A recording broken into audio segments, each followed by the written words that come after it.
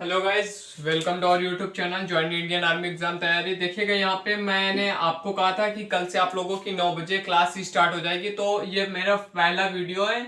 और सबसे पहले मैं बता दूं कि जो इंडियन आर्मी जीडी यानी कि जनरल ड्यूटी में जितने भी टॉपिक्स आते हैं, मैंने सारे टॉपिक्स को यहाँ पे लिख लिया है। कौन कौन से टॉपिक्स आते हैं पहले हम उनका ओवरव्यू करेंगे, फिर उनको कैसे सिंप्लीफाई करके कैसे उनको टॉपिक वाइज हमें पढ़ना है वो हम करेंगे। ठीक है, तो जो जितने टॉपिक्स आते हैं सबसे पहले मैंने उनको यहाँ पे लिख लिया है। देखिए कि Indian army GD general duty के लिए है, ठीक है, जो कि भारतीय थल सेना के लिए एक पोस्ट होती है सोल्जर के पद पे। और देखिएगा ये यहाँ पे मैंने मैथ के सारे चैप्टर लिख रखे हैं, कौन से चैप्टर से कितने नंबर का क्वेश्चन पूछा जाता है और कैसी मैथ आती, सारा कुछ यहाँ पे मैं एक्सप्लेन करने वाला हूँ। तो चैनल पे न्यू है तो चैनल को सब्सक्राइब कर लीजिएगा, और जो भी आपके इंडियन आर्मी की तैयारी करते हो उनको ये वीडियो शेयर कर देना। ठीक है, तो देखिएगा सबसे पहले मैं बता दूं, यहाँ पे देखिएगा ये इंडियन आर्मी जीडी के लिए है, जनरल ड्यूटी के लिए, और कौन कौन से चैप्टर आते हैं सब चीज मैंने यहाँ पे लिख रखा है। तो देखिएगा सबसे पहले यहाँ पे बता दूं, जो चैप्टर नेम बता दीजिए,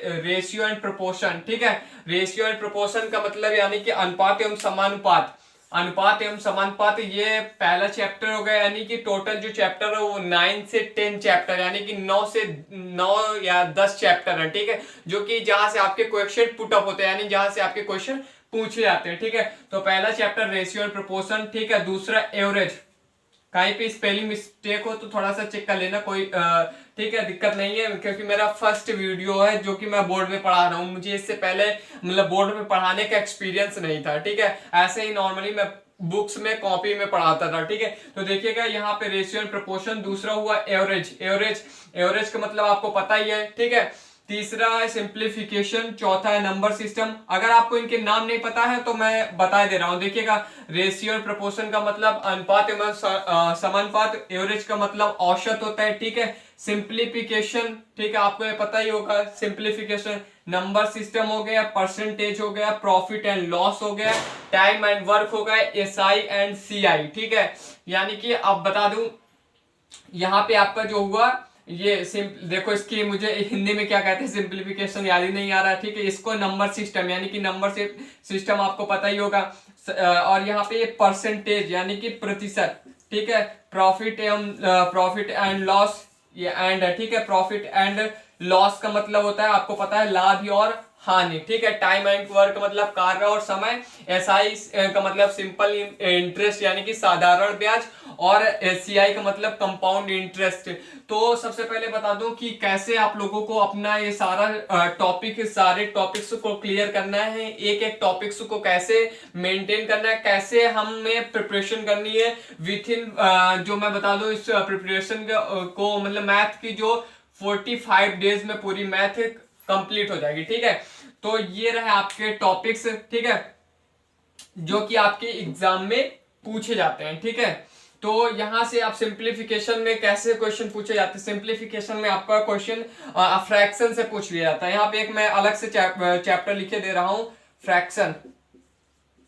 फ्रैक्शन, ठीक है, फ्रैक्शन का मतलब भिन्न। भिन्न से क्वेश्चन पूछ लेता है, इसमें जैसे पूछ लिया। फ्रैक्शन में क्वेश्चन कैसे पूछा जाता है, जैसे पूछ लेगा 3/4, 5/6, 8/9।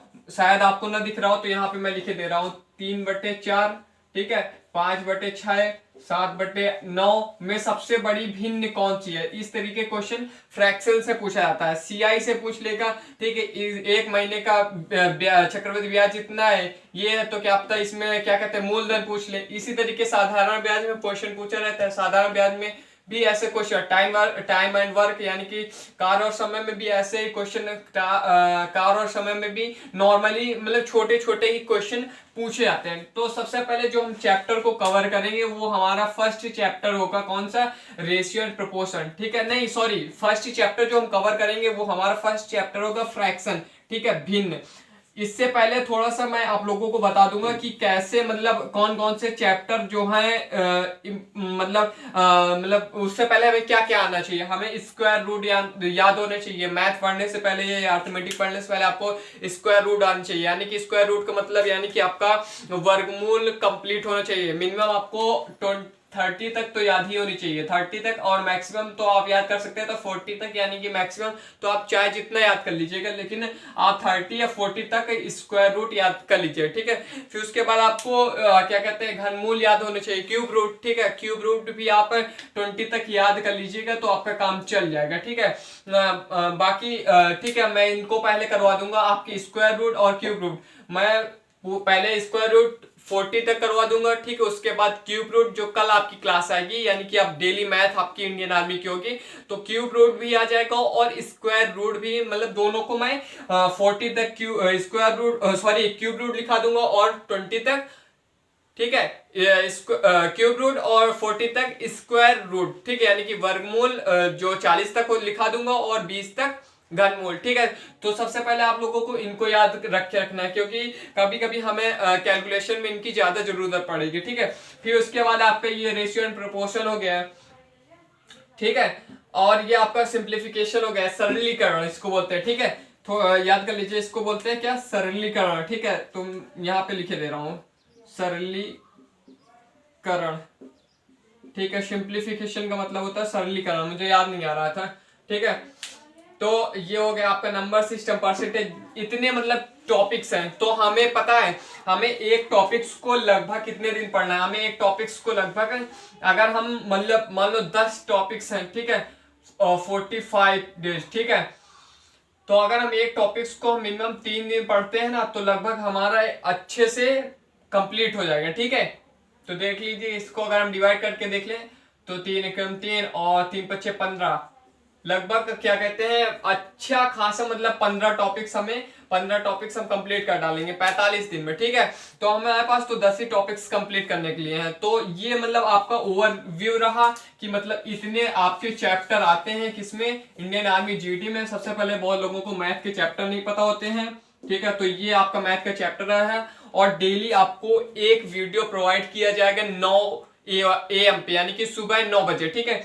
तो उसमें एक टॉपिक्स को क्लियर कर लिया जाएगा। शाम की एक वीडियो आएगी, वो की 6 बजे 7 बजे होगी, वो जीके की होगी, ठीक है। उसमें जीके की हम आपको ट्रिक्स बताएंगे कि ट्रिक्स से याद कर लीजिए, क्योंकि जैसे मैंने आपको बता दिया जीके के लिए, जैसे आपको कोई भी जैसे हो गया, आप एक स्पोर्ट्स से क्वेश्चन आता है, एक स्पोर्ट्स से 100 में 100% क्वेश्चन आता है, ठीक है। तो स्पोर्ट्स की एक ट्रिक आपको आनी चाहिए, ठीक है, कि जैसे क्या कहते हैं, जो आपके मान लो नॉर्मली मैं आपको बता रहा हूँ, क्रिकेट में खिलाड़ियों की संख्या 11 होती है, ठीक है। तो आपको ट्रिक्स से कैसे पता होना चाहिए कि 11 ही होती है, ठीक है। कोई एक 100 ट्रिक्स वैसे ही मैं करवाऊंगा, तो आपको सभी प्लेयर की किस टीम में कितने खिलाड़ी होते हैं वो चीज पता चल जाएगी, ठीक है।